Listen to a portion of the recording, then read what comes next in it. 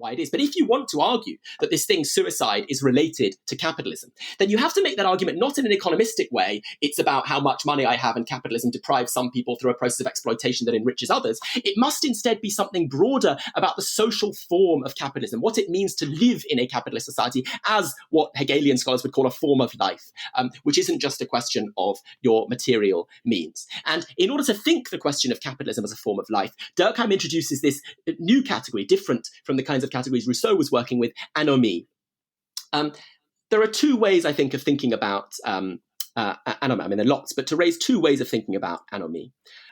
One is a kind of individuation, encountering yourself only as an individual, lost in a sea of the social world, which is for Durkheim a failure of organic solidarity. So Durkheim thinks if you and I, Oshan, do the same job and we constantly go to work every day and do the same thing, if our society looks like everyone doing the same thing, say a hunter-gatherer society in which we all go out and hunt one day, then we might feel a mechanical solidarity. We're all doing the same thing. It's easy for us to feel solidarity with each other.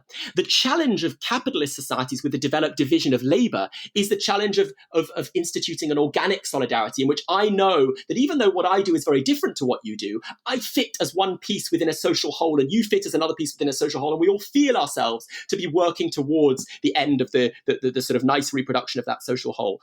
Anomie, the first way to think about anomie is as a failure of that process of organic solidarity. So in living in a capitalist society in which endless accumulation is the norm, Durkheim and Weber kind of have a similar moment here. I seek all from the world. I want to accumulate and collect everything from the world. And so I don't have a comfortable sense of my limited place within it, as I might have done in feudal society, in which I was just a peasant and I lived as a peasant. Now, in capitalist society, I'm kind of unmoored and I seek all from the world. This isn't to valorize feudal society, but it is to highlight a kind of novel form of anomie in capitalist society. So capitalism's norms of endless accumulation and also abstract individuality. I'm not just a peasant anymore who does a peasant's work.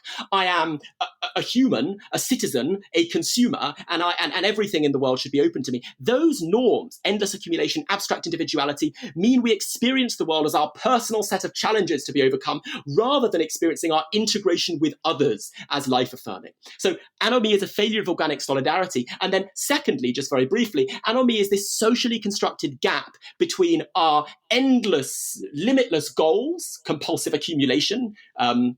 In a capitalist society, I must always grow or die if I'm a business, and our limited abilities. So Durkheim uses this